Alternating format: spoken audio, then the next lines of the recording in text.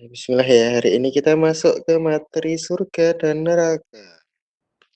Jeng jeng jeng jeng. Ya, dari mana ya? Ini aku nggak urut nggak apa ya, tapi insya Allah kisarannya ya seputar sebab masuk surga, sebab masuk neraka, terus nanti di surga ngapain, di neraka ngapain. Ya paling cuma gitu-gitu aja. Kita mulai dari hmm, ini ciri orang yang husnul khotimah. Otomatis orang yang husnul khotimah ini dia pasti masuk surga. Jadi orang yang husnul khotimah salah satunya adalah eh, kita wafat dalam keadaan buta. Buta dari apa? Buta dari aib orang lain. Itu satu. Mungkin kemarin udah dibahas ya menutup aib orang tuh maksudnya gimana waktu bahas sifatnya Allah. Terus apa namanya? Untuk menuju ke dalam keadaan yang seperti ini, kita tertutup dari aib orang lain. Hmm, dibiasakan punya akhlak untuk berprasangka baik kepada diri sendiri. Salah. Berprasangka baik kepada orang lain dan berprasangka buruk kepada diri sendiri. Insya Allah dengan membiasakan diri demikian, kita akan sampai dengan keadaan husnul khotimah uh, lewat pintu dirinya dari aib-aib orang. Maksudnya tertutup tuh kita nggak ya satu terlindungi, yang kedua kita nggak tahu mereka orang lain tuh punya salah apa, punya dosa apa itu nggak tahu. Nah, sedangkan untuk kita sendiri, maka supaya kita menjaga agar teman kita terjaga dari aib kita, minimal jangan diceritain kalau kita punya salah, kita punya dosa. Dan memang adabnya seperti itu. Sebaliknya, orang yang sulh khotimah itu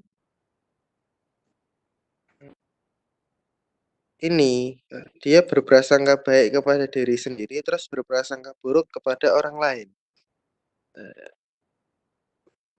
Orang-orang yang semacam ini ekstremnya dia punya tabiat untuk cari gini ya, kalau kemarin kita bahas menutup aib itu bukan kita tahu tapi nggak nyebarin, tapi kita benar-benar tidak berusaha mencari tahu kesalahan-kesalahan orang. Sedangkan ada kan orang yang emang kebiasaannya itu eh, pengen tahu urusan orang lain apa, pengen tahu aibnya seperti apa.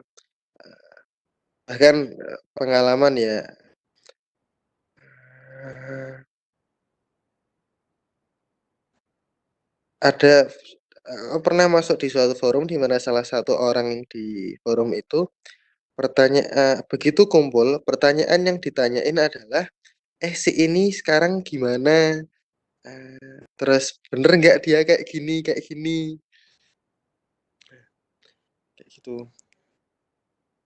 Terus kalau teman-teman ini ya, kemudian kita bicara tentang membicarakan orang lain tentang hibah, itu hukumnya gini. Yang pertama, kalau kita ngomongin kesalahannya mereka, itu pasti hibah. Yang kedua, kalau kita ngomongin kebaikan seseorang, maka dia berlaku kita menggunjing kalau orang itu nggak mau kebaikannya diumbar. Jadi kita ngomongin keburukan itu terhitung hibah, ngomongin kebaikan juga terhitung hibah. Misalnya aku ngomong Sohil ini kemarin barusan eh, haji 40 kali misalnya. itu nggak mau diomongin kalau dia habis haji. Berarti aku terhitung menggunjing itu. Terus kemudian, kalau kita ngomongin keburukan atau ngomongin kebaikan itu bohong, maka itu dihukumi, menggunjing plus berbohong, ya.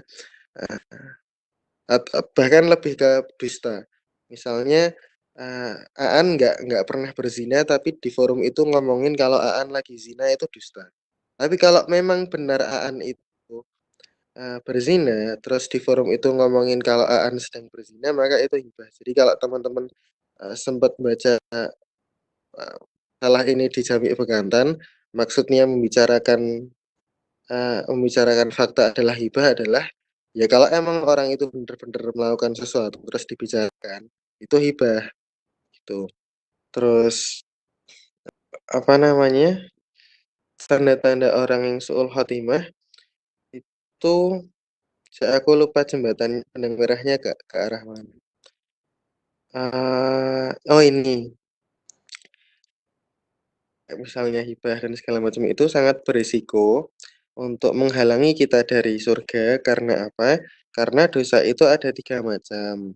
Yang pertama dosa kepada Allah, yang kedua dosa kepada diri sendiri, dan yang ketiga itu dosa kepada orang lain.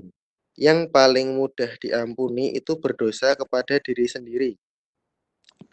Dosa kepada diri sendiri itu misalnya ini, mabuk, mabuk itu dosa kepada diri sendiri. Tapi kalau mabuk itu kemudian dalam keadaan mabuk kita menyakiti orang lain, maka baru berlaku menyakiti, dosa kepada orang lain.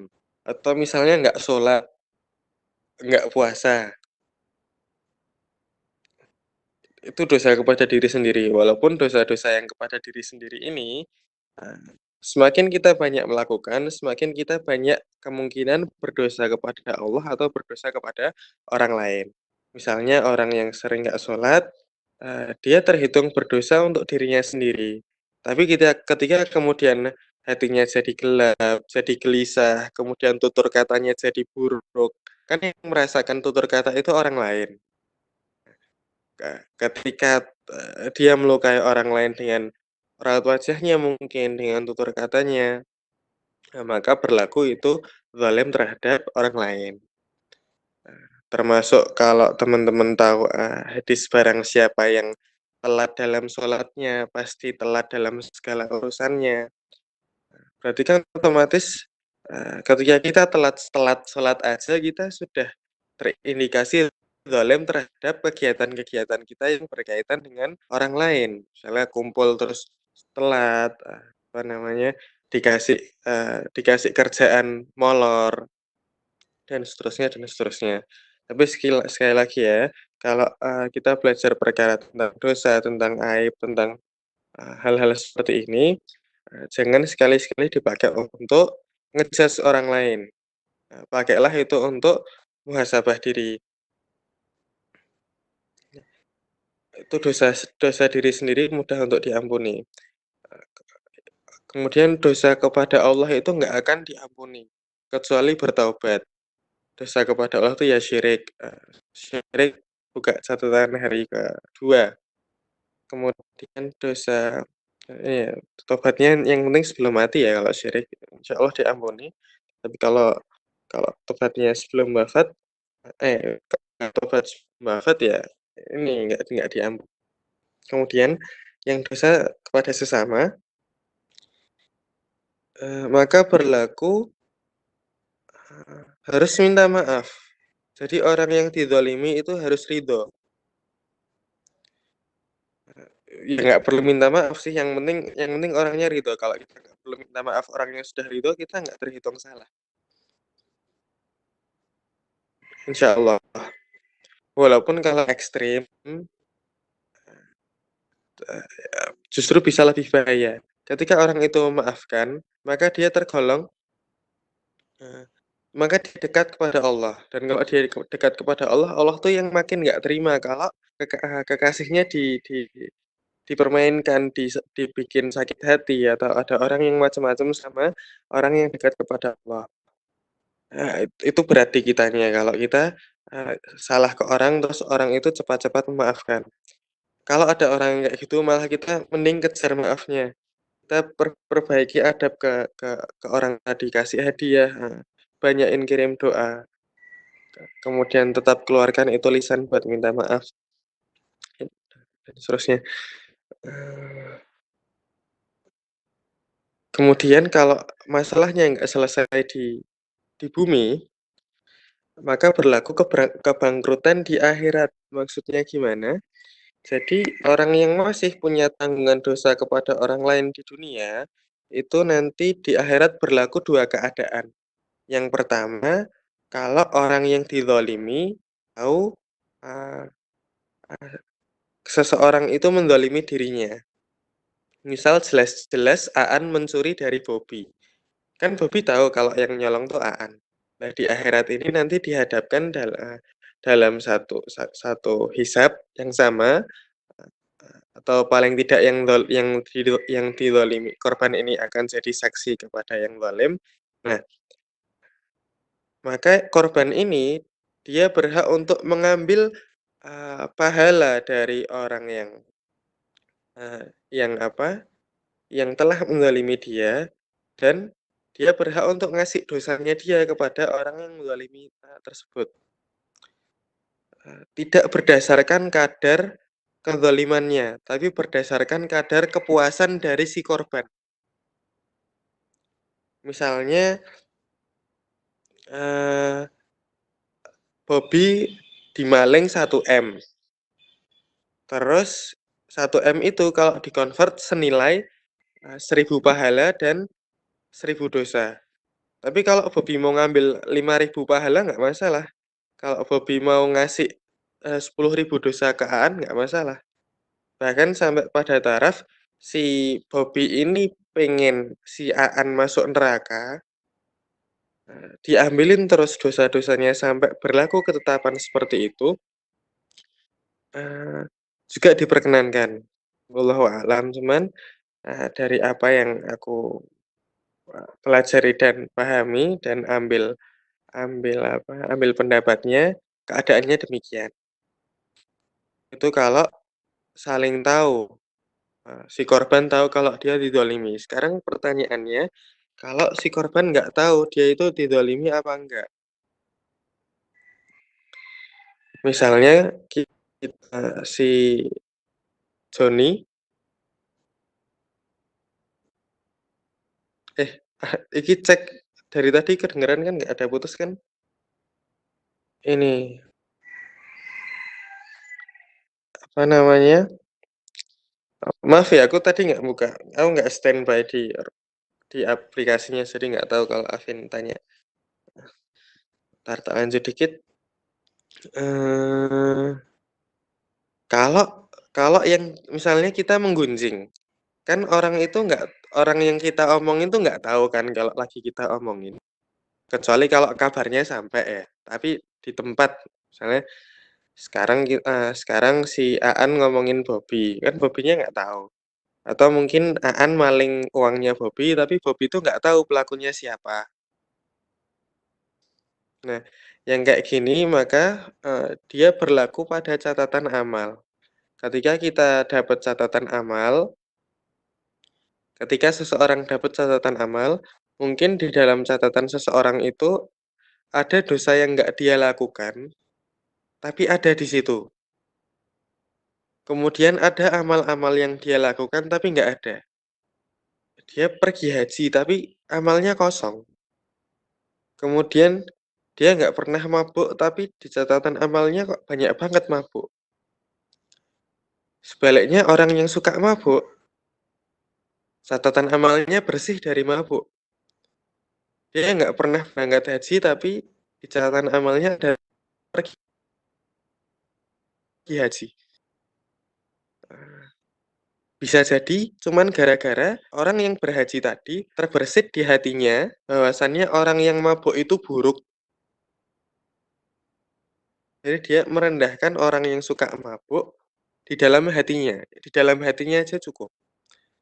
Apalagi sampai kemudian jadi omongan.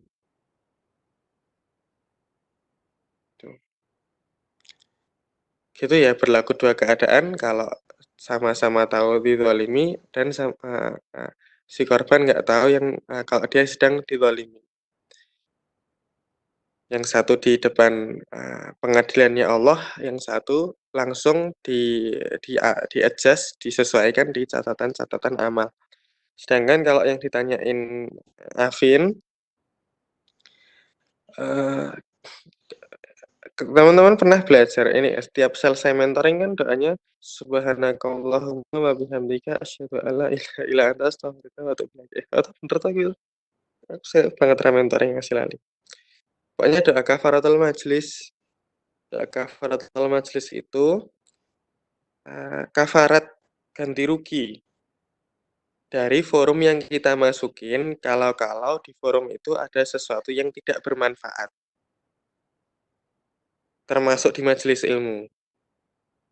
Misalnya, yang dengerin ngantuk atau pematerinya, eee, boseni atau kalimatnya diulang-ulang terus. Ya ya misalnya aku ini, nggak cetol gitu ngomongnya. Pokoknya ada hal yang sia-sia atau mungkin kadang aku ngomong hal-hal yang buruk.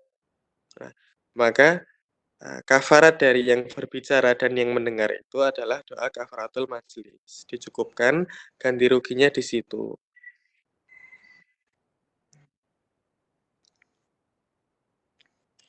Gitu ya, kalau susah banget untuk menghindar.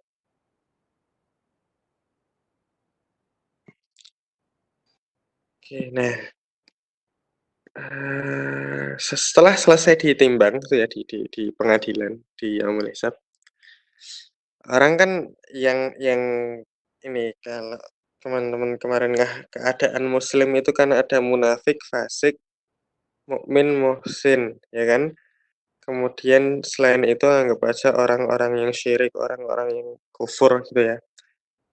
Nah, yang nggak muslim itu langsung masuk neraka tanpa nyebrang Shiratal Mustaqim. Jadi dari timbangan itu nggak ke arah surga, tapi langsung ke arah neraka, langsung ke gerbangnya. Termasuk orang-orang fasik, ya kan. Lah orang yang mukmin sama munafik itu, eee, ke arah pintu surga. Nah, sebelum sampai pintu surga itu ada yang namanya jembatan Shiratal Mustaqim. Yang dikatakan, orang itu ada yang secepat kilat, ada yang naik kendaraan, ada yang lama sekali, ada yang kepleset-kepleset, tapi masih bisa gantung, berdarah-darah, terjilat-jilat api neraka, tapi selamat, ada yang nyemplung. Ah, ini gini, Siratal Mustaqim kan gelap, tipis, tajam, gitu ya. Orang yang cahayanya kurang, ini dapat cahaya banyak macamnya. Entah itu cahaya hati, cahaya sujud, eee, cahaya ilmu, sholawat. Orang yang sedikit cahayanya tapi masih diperkenankan Allah masuk surga, bayangno, eee, kamu nggak bisa lihat apa-apa cuman item, terus di depan matamu itu ada setitik cahaya, anggap aja jaraknya kurang lebih 5 meter. Jadi cahayanya itu ada di depanmu tapi kamu nggak bisa menjangkau. Dan satu-satunya hal yang kita lihat itu cuman titik cahayanya tadi. Terus tiba-tiba cahayanya itu gerak ke depan. Terus orang tadi ngikutin. Terus tiba-tiba dia kepleset karena nggak bisa lihat, bawahnya itu apa. Tapi dia pegangan. Ditungguin sama titik cahayanya itu sampai dia bisa bangkit lagi. Kemudian setelah bangkit lagi, titik cahayanya jalan lagi pelan gitu, dia ngikutin pelan, jatuh lagi, ditungguin lagi. Kayak gitu berulang-ulang sampai nyebrang. Kemudian, ini malaikat Jibril itu meminta ke Allah untuk membentangkan sayapnya supaya umat Muhammad nggak kepleset di Shiratal Mustaqim. Maka Allah kabulkan, tapi dengan catatan hanya kepada orang-orang yang banyak bersolawat kepada Rasulullah Muhammad SAW. Yang nyebrang Shiratal Mustaqim itu, eee, berpijak kepada sayap-sayapnya malaikat Jibril. Oh. Nah, orang yang munafik, jadi tiap kali giliran seseorang nyebrang, itu cahaya penontonnya itu datang. Jadi misalnya Aan cahayanya datang, Sandi cahayanya datang, kemudian Hilmi cahayanya datang, terus aku cahayanya datang, satu-satu nyebrangnya kan. Nah, ketika semua orang mukmin sudah nyebrang, orang munafik itu nunggu-nunggu kapan cahayanya mereka ada buat nuntun nyebrang, tapi ternyata nggak datang-datang. Sedangkan dari belakang, jahanam itu udah selesai dimasukin orang kan, terus dia mendekat, mau masuk ke jurangnya, akhirnya pilihannya 2, mau mencoba menyeberang atau mau nunggu tapi nanti dilahap sama jahanam. Akhirnya ya pada berjatuhan tetap ya sama aja masuk neraka, gitu. Itu keadaan orang-orang munafik di, Shirathul Mustaqim, yang orang-orang munafik ini memanggil-manggil orang-orang beriman. Mereka berkata, "Bagilah sedikit untuk kami cahayamu, karena sedikit aja cukup." Tapi kemudian orang beriman berkata, "Carilah sendiri." Maksudnya adalah, kembalilah hidup, kemudian jangan jadi orang munafik. Padahal nggak mungkin bisa balik hidup lagi. Terus sampai sini ada yang mau ditanyain? Nek nek ada, yes, nggak jadi. Yang ada tetap chat aja. Eh,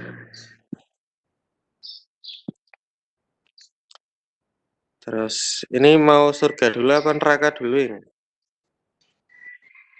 Atau masalah amal-amal atau dosa-dosa yang bikin masuk surga atau masuk neraka masih mau dikulik lebih lanjut? Kalau misalnya mau lebih detail, aku mohon dibantu detailnya di bagian mana. Yo, yo, santai aja. Apa-apa? Request apa? Sambio nggak apa-apa, Vi. Semangat ya. Sipil solid. Via sipil loh.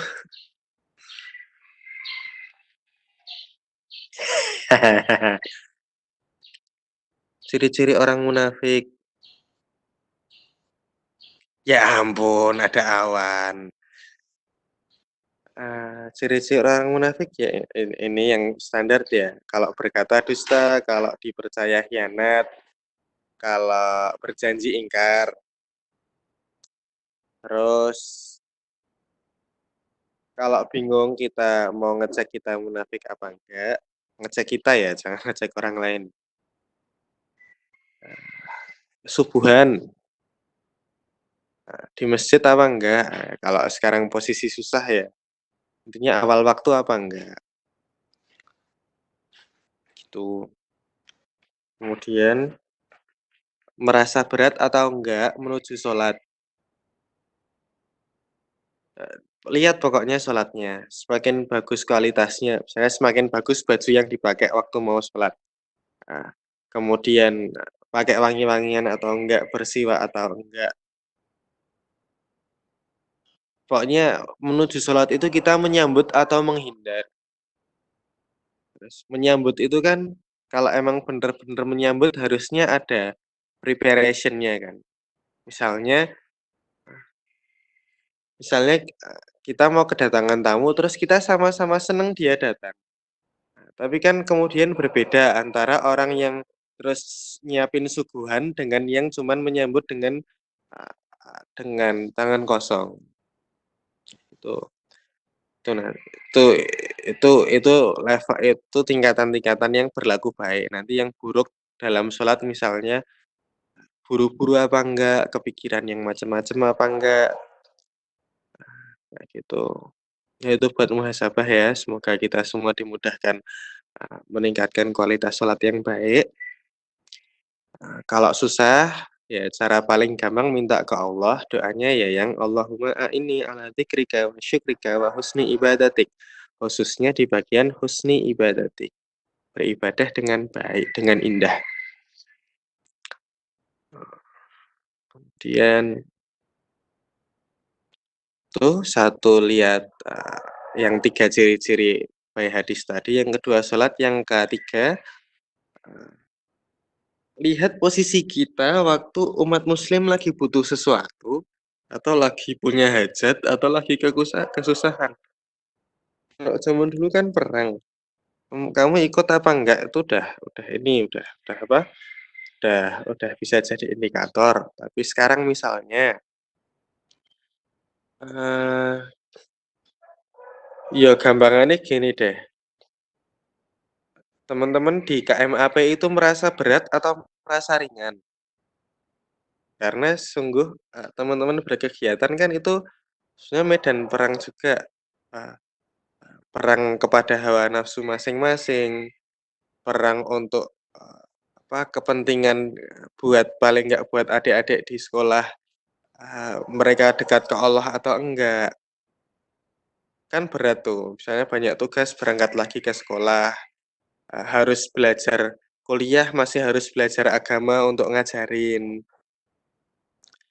ngulangin waktu buat desain misalnya, ngeluarin waktu buat bikin kajian buat teman-teman ukhuwah, bikin podcast dan segala macam, kumpul, rapat. Teman-teman ada nggak hatinya di sana? Kalau kalau ada ya insyaallah nggak ada masalah, tapi kalau tidak, kita perlu muhasabah. Cuman catatan di sini, kalau untuk kan masalahnya kita sekarang nggak punya patokan harus taat ke siapa, atau jadi kalau pendapatku sendiri, ketika teman-teman merasa berat di suatu tempat, itu, eee eee, aku memposisikannya, aku munafik di tempat itu, tapi tidak munafik kepada Allah. Misalnya aku nggak betah di KMAP, ya aku munafik di KMAP, tapi di hadapan Allah aku enggak. Jadi aku mengakui kalau aku nggak betah di situ di hadapan Allah, aku nggak bangga akan keadaanku, dan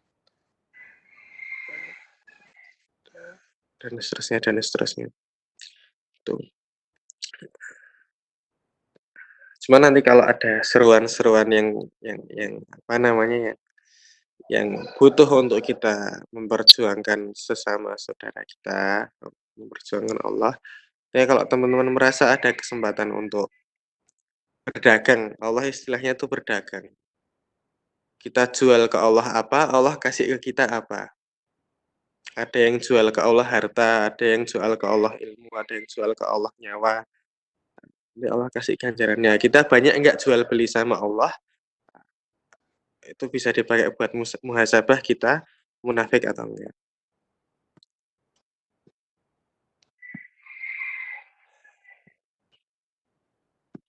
Arai sopo ara? Is that a name atau singkatan? Hai.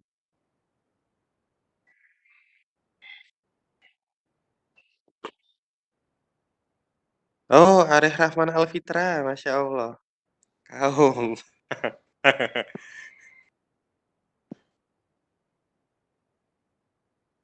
Kaum. Insya Allah, insya Allah. Gitu, gitu. Sebelum masuk ke surga neraka, ada lagi yang mau dibahas. Masalah sebab-sebab masuk ke surga atau neraka. Nih, insya Allah kalau ada detail-detail nanti udah geser di pertemuan-pertemuan sebelumnya atau yang akan datang ya. Misalnya kayak nggak masuk surga keimanan, nggak masuk surga kalau di hatinya ada sebesar zarah dan sebagainya itu kan. Kok aku bilang keimanan apa kesombongan tadi? Nggak masuk surga kalau di hatinya ada kesombongan sebesar zarah, itu juga udah dibahas kemarin. Oke, Sekarang kita masuk surga. Aku mau ngasih deskripsi sedikit. Nih, lengkap di kisah Isra Mi'raj kalau teman-teman bisa dapat apa narasi Isra Mi'raj yang detail yang lengkap, insya Allah mencukupi. Nama kitabnya Nurul Mustafa. Saya nulis sopo ya, Habib sopo ya lali aku.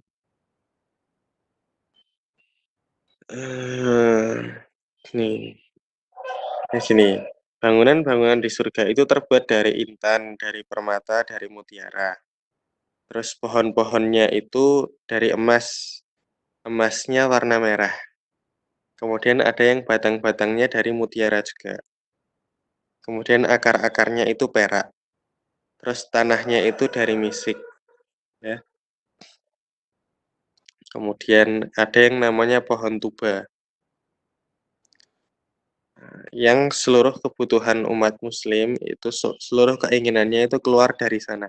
Pakaian, kendaraan, hewan peliharaan, perkakas itu keluar dari pohon tuba yang dikatakan jarak antara naungannya, jadi kita masuk ke dalam bayangannya pohon tuba gitu ya. Terus jalan lurus sampai ke ujung yang lain itu 100 tahun perjalanan.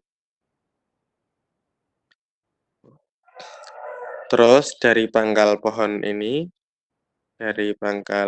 tuba ini ada mata air yang eh, mata airnya ada yang putih melebihi susu, kemudian manisnya melebihi madu, kemudian mengalir di sungai-sungai yang terbuat dari intan permata.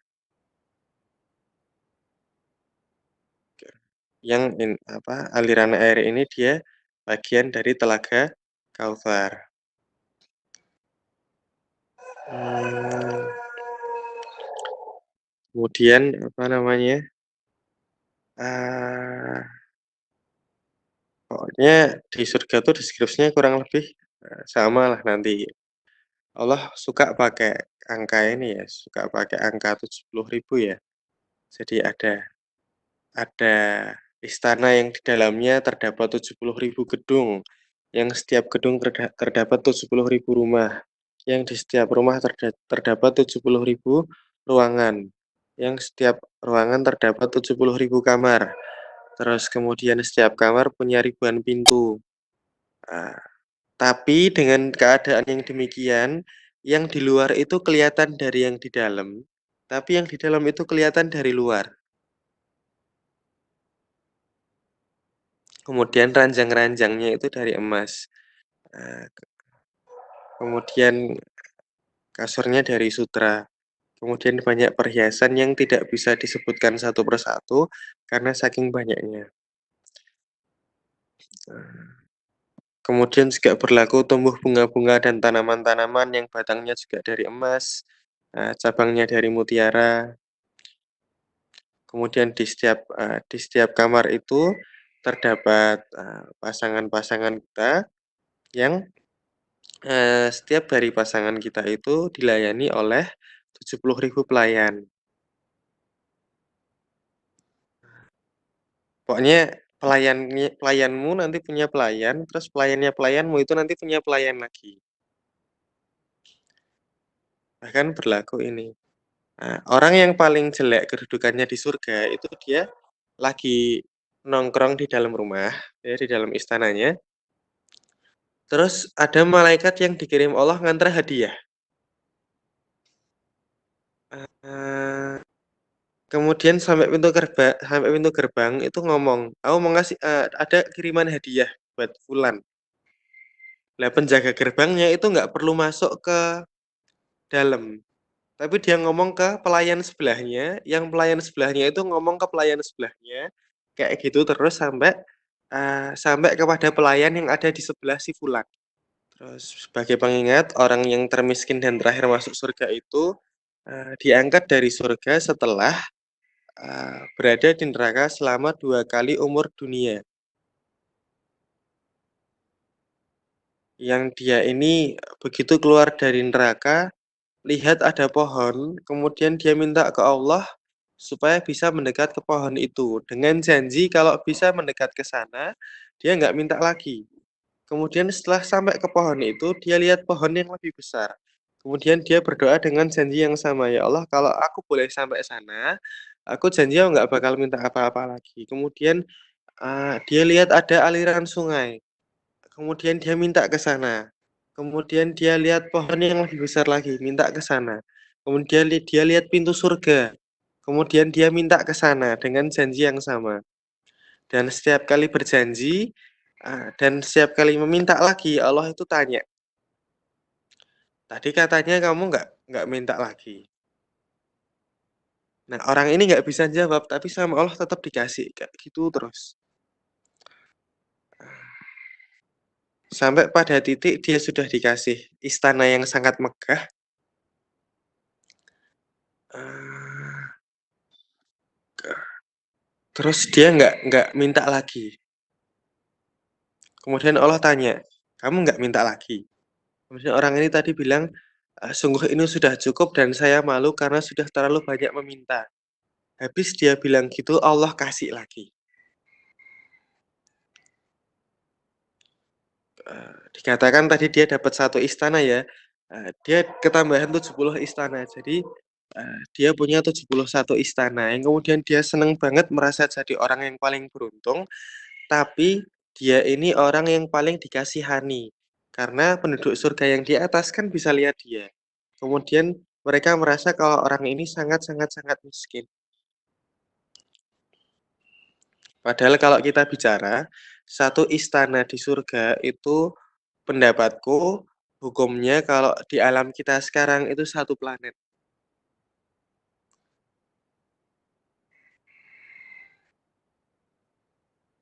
Aku ngambil ini dari mana, karena ngambil ngambil kalimat kalau, istananya itu dari mutiara, seolah seperti mutiara. Jadi, aku njuk bayanginnya dia bundar gitu ya, terus karena saking masifnya, ya kamu harus pindah ke planet lain buat buat ini, buat rumahmu yang lain, istanamu yang lain itu, satu dunia yang lain kalau kayak kalau kita bicara di sini, gitu. Itu orang yang paling, rendah kedudukannya di surga. Terus apalagi ya? Oh ini aku masuk ke sini dulu. Ada yang bisa nyebutin nggak ya nama-nama surga apa aja? Boleh tolong di-chat, sambil aku nunggu. Kalau teman-teman pengen tahu keadaan cuaca di surga, istilahnya itu aku ngerti macane piye, pakai sin ya, such, eee eee, sin, jim, such, itu istilah untuk keadaan yang tidak panas dan tidak dingin. Anginnya sepoi-sepoi, terus dideskripsikan itu keadaannya mirip dengan waktu sebelum terbitnya matahari. Jadi terang tapi tidak menyilaukan. Kemudian, keadaannya teduh seperti bernaung di bawah pohon yang besar dan rindang, keadaannya kayak gitu. Aku ngambil hikmah dari deskripsi ini adalah, kalau kita sering terjaga untuk Allah, eee, di waktu-waktu sebelum matahari terbit, maka insya Allah kita merasakan momen yang sama juga, besok di akhirat.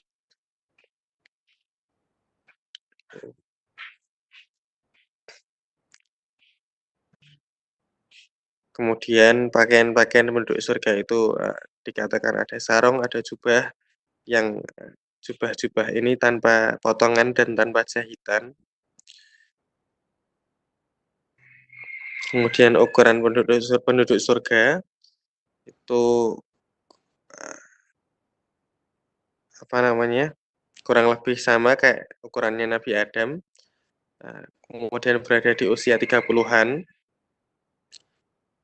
kemudian tidak ini ya, tidak berhadas ya, nggak apa, ekskresi, tidak berkeringat sih, keringatnya wangi, tapi tidak membuang feses atau urin. Eee, Kemudian keutamaan wanita dunia yang masuk surga dengan bidadari-bidadari di surga itu seperti bulan purnama dibandingkan bintang-bintang. Kemudian keutamaan ini didapat dari sholat, puasa, dan ketaatan pada suami. Gitu.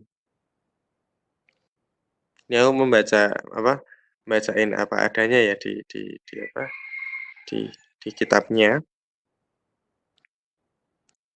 Kemudian wanita yang masuk surga itu dianugerahi kecantikan 70 kali lipat daripada kecantikannya para bidadari. Kemudian kita kalau udah masuk surga itu dihilangkan rasa sombong, rasa iri dengki, rasa cemburu. Jadi kita lihat orang lain mungkin nikmatnya lebih itu tidak jadi soal. Terus di surga itu kita dalam keadaan nikmatnya senantiasa bertambah, bertambah terus.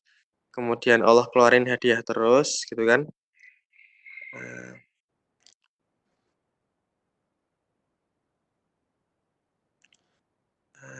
Makasih Ridwan, makasih Mbah Kaum. Allah kirim hadiah terus sampai pada titik, eee, ini, Allah mengadakan Hadiratul Qudsi. Jadi terlepas terlepas kita berada di level surga yang keberapa ya, at some point Allah itu bakal mengadakan yang namanya Hadiratul Qudsi. Hadiratul Qudsi ini, eee,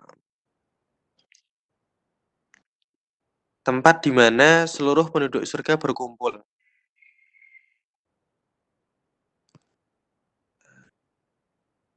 Di dalamnya ngapain? Pokoknya Allah sambut ini ini, ini aku sedikit cerita detail ya, apa, di bagian opening-nya.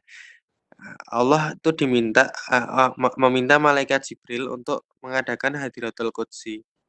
Terus disuruh ngambil, kuncinya.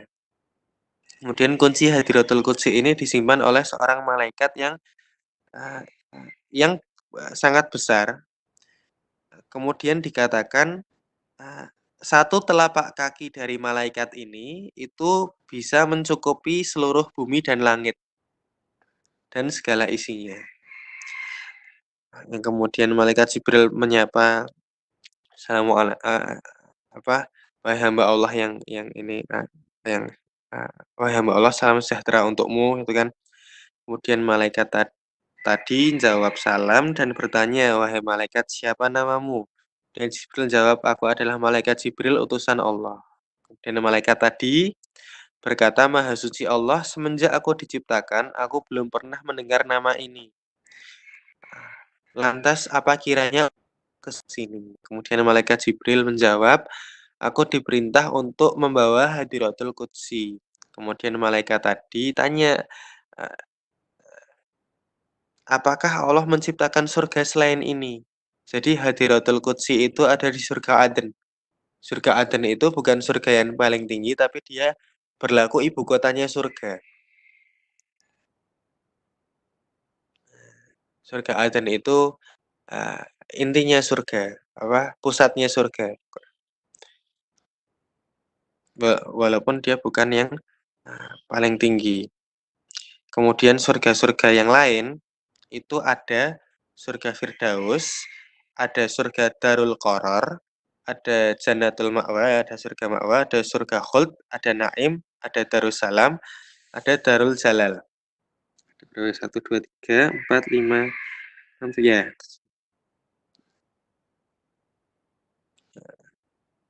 Kalau di kitabnya, 7 surga itu punya namanya masing-masing dan itu, terlepas dari surga Aden. Ya kan, Firdaus, Darul Qoror, Ma'wa, Khuld, Naim, Darussalam, Darul Jalal. 7 tuh itu 1, 2, 3, 4, 5, 6, perlu dibaleni rapi. Oh, rasa ya.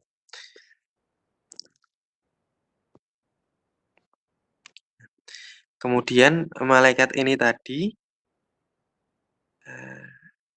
tanya ke malaikat Jibril, "Siapa yang akan membantumu untuk mengadakan Hadiratul Qudsi?" Kemudian malaikat Jibril menjawab, "Atas izin Allah, aku akan membawanya sendiri."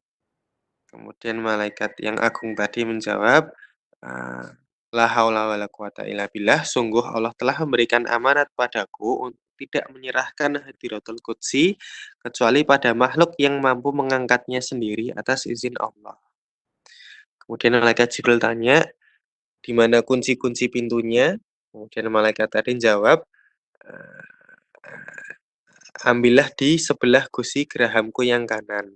Kan. Padahal lubang kuncinya dikatakan itu bisa memuat bumi dan langit. Kemudian, apa namanya, malaikat Jibril bawa Hadiratul Qudsi ini ke hadapan arsy-Nya Allah, terus Allah berfirman kepada malaikat Jibril, "Pergilah kamu untuk memanggil kekasihku Muhammad beserta umatnya, kemudian juga para nabi dan rasul yang lain beserta seluruh umatnya untuk mendatangi jamuanku." Jadi Allah undang seluruh penduduk surga ke Hadiratul Qudsi. Kemudian Allah sambut dengan berbagai macam hadiah. eh, apa namanya? Terus kalau teman-teman pengen tahu sedikit atmosfernya gimana, eee, ini, yang akhwat sama yang ikhwan tuh dipisah di Hadiratul Qudsi. Yang akhwat itu ada di tempat kayak, pendopo gitu, kemudian yang laki-laki itu ada di, semacam padang rumput. Kemudian yang laki-laki dipimpin oleh Rasulullah, kemudian diikuti sahabat-sahabat, diikuti para tabi'in, para kasih Allah, kemudian alim ulama, dan umat-umat yang lain mengikuti. Kemudian yang apa, yang yang perempuan itu dipimpin oleh, Sayyidatina Fatimah.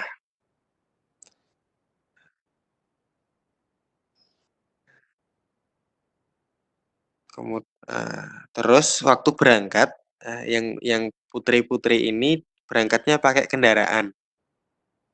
Yang kendaraan itu terdapat, kayak semacam kubah itu sebagai tempat berlindung dan sebagai hijab. Jadi adabnya tetap dijaga besok di surga sama Allah.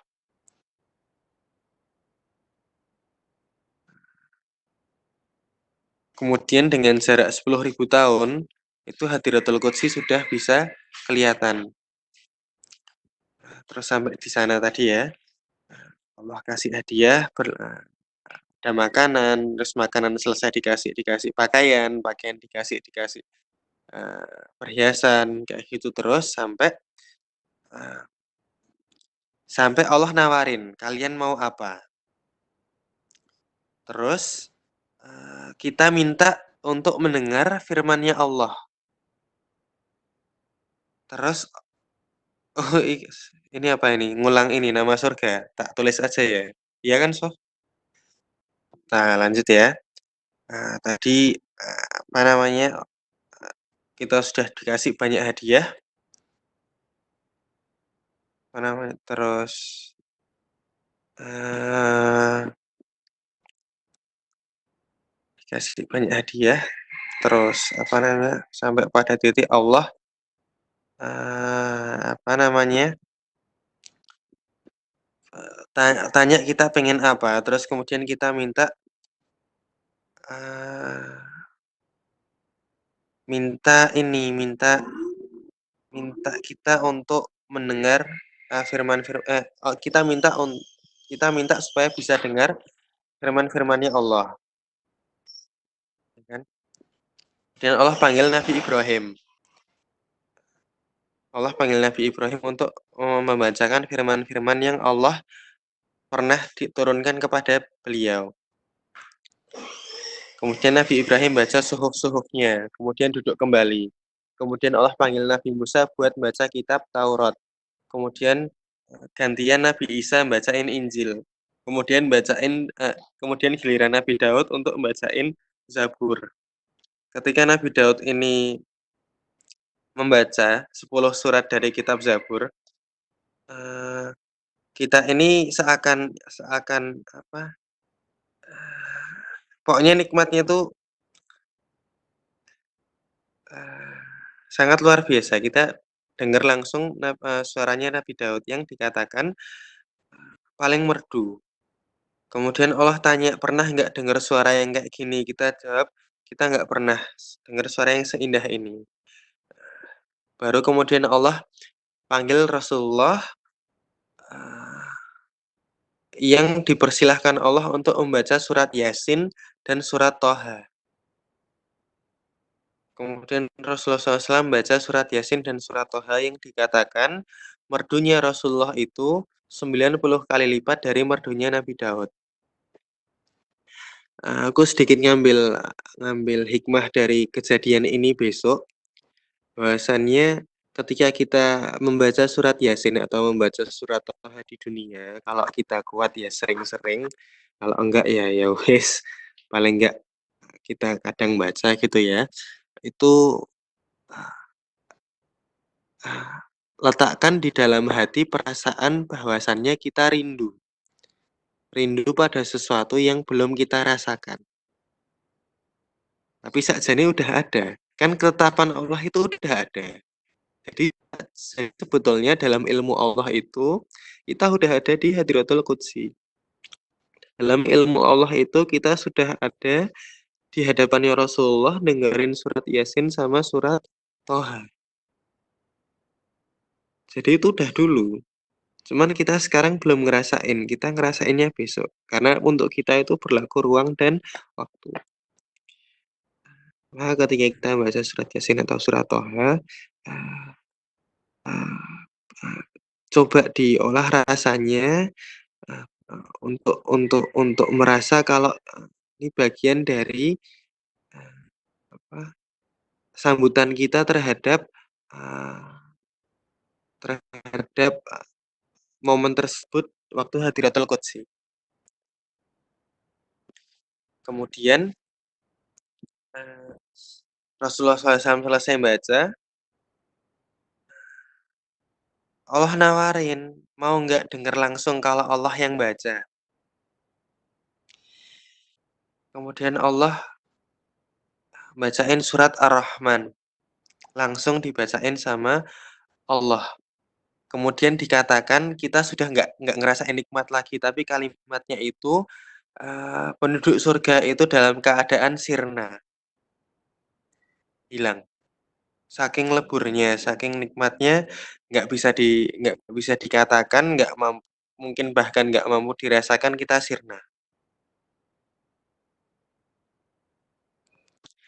Dalam keindahan, dalam kenikmatan, dalam kedamaian, ya kan. Terus setelah setelah selesai, eee, Allah Allah kemudian nikmat yang lebih dari mendengar, firman-Nya Allah langsung? Nikmat Allah yang lebih dari itu adalah melihat wajahnya, yang keadaan kita di Hadiratul Qudsi ini berlaku di surat Al-Qiyamah ayat 22 dan 23, yang apa, ila rabbiha nadhirah, ya. Pada hari itu, kepada Tuhannya mereka melihat. Wajah wajah orang-orang mukmin itu berseri-seri karena pada hari itu mereka melihat kepada Tuhannya. Kemudian setelah setelah apa, setelah melihat zatnya Allah ini, ya singkat cerita kita balik kepada tempat masing-masing. Cuman keadaan kita itu sudah, eee, pokoknya bedalah makhluk yang sudah melihat Allah dan yang enggak. Efeknya tuh luar biasa. Terus dikatakan setelah Allah memperlihatkan wajahnya, terus setelah kita sadar dari kesirnaan tadi, kita kemudian minta ke Allah, "Ya Allah, boleh enggak kita bersujud kepadamu?" Karena saking bersyukurnya.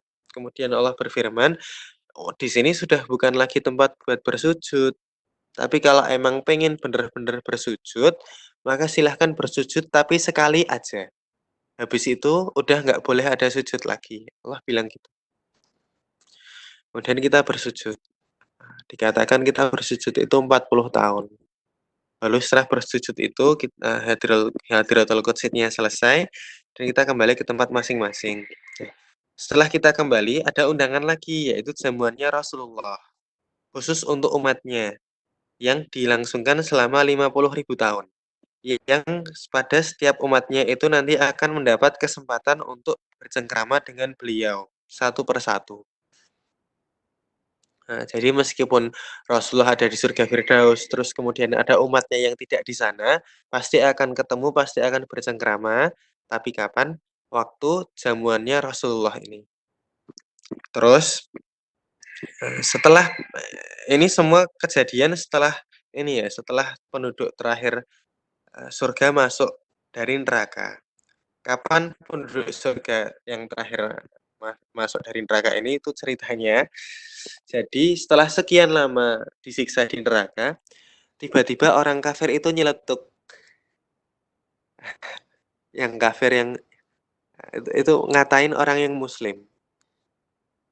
Apa gunanya kamu Islam kalau kamu juga ada di sini bersama kami? Lah pas orang kafir itu bilang kayak gitu, pas jatahnya orang muslimnya itu selesai disiksa. Terus diangkat sama Allah. Nah, berlaku juga ini, ada 2 orang yang ketetapannya masuk neraka gitu ya, kemudian sama Allah dipanggil, eee, kalau dari kalau dari kalau dari apa yang aku pelajari dulu itu, ini berlaku di padang mahsyar, tapi kalau di kajiannya Gus Baha ini berlaku orang tadi emang udah masuk di neraka terus diangkat, 2 orang ditanyain yang satu sama Allah, teman-teman familiar ya, yang satu ditanyain yang satu terus ditanyain keadaannya, terus disuruh balik lagi ke neraka. Yang satu itu berlari kencang karena merasa dirinya dulu nggak taat ke Allah, sekarang mumpung masih disuruh dia mau bertaat, nggak cuma taat, dia mau taat dengan gembira, dengan semangat, makanya dia berlari-lari gembira ke neraka. Yang satu lagi itu hampir diam, nggak berjalan, pelan banget. Karena dia berharap, Allah masih mengampuni dan nggak masukin dia lagi ke neraka. Lah, berkat taat dan berkat harap ini 2 orang tadi nggak jadi dimasukin ke neraka tapi diangkat ke surga. Nah, pokoknya setelah semua orang clear mana yang surga, mana yang neraka, Allah itu wujudkan al-maut, wujudkan kematian, bukan malaikat mautnya ya, kematiannya itu, di jembatan Shiratal Mustaqim sebagai seekor domba.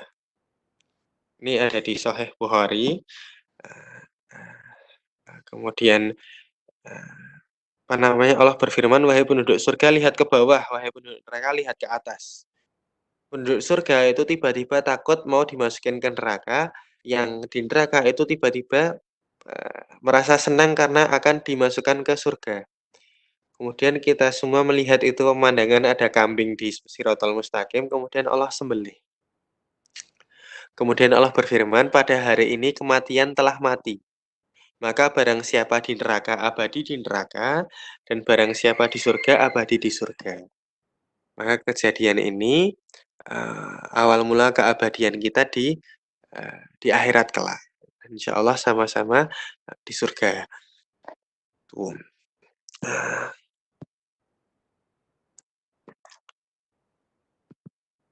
begitu ya teman-teman. Mungkin hari ini itu dulu, kecuali kalau, nerakanya mau disisanke. Tapi kalau enggak, ini ya, aku buah-buahan besok bakal bahas neraka apa enggak. Soalnya aku agak tidak suka membahas neraka. Tapi aku manut ke teman-teman.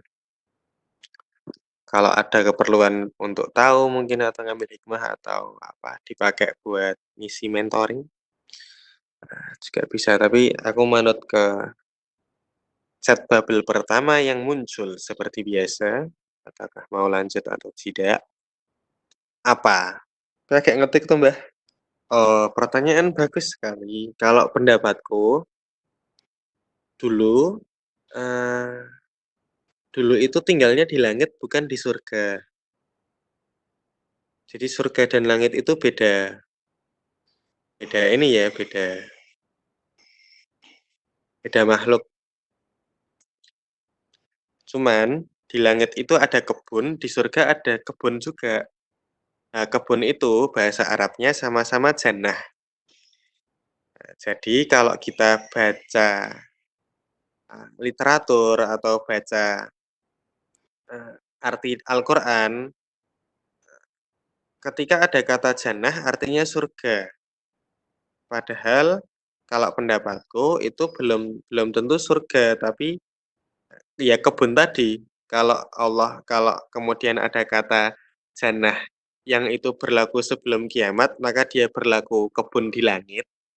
Tapi kalau misalnya itu berlaku kalimat jannahnya setelah peristiwa kiamat, maka dia kebun di surga.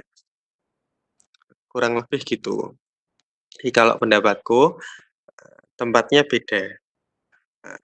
Untuk sedikit memperkuat pendapat ya, iblis itu kan udah pol mentok sampai atas. Sedangkan surga Firdaus itu bahkan malaikat Jibril nggak pernah masuk, belum pernah masuk. Nggak ada makhluk yang pernah masuk ke surga. Orang pertama kali yang masuk surga itu Rasulullah, ya kan? Berarti kan surga yang ditempatin Nabi Idris itu bukan surga yang dimaksud besok, tapi ya langit. Nabi Idris wafat di langit, itu. Karena nggak mungkin Nabi Idris mendahului Rasulullah untuk masuk surga yang the real surga. Oke, Kakak bahas besok. Kebetulan kita punya, kalau nggak salah kita punya ini ya, punya punya save sehari ya, gara-gara kemarin materinya ketumpuk. Udah, ada lagi yang mau didiskusikan Mas untuk hari ini? Aman, aman. Oke, selamat pagi teman-teman. Assalamualaikum.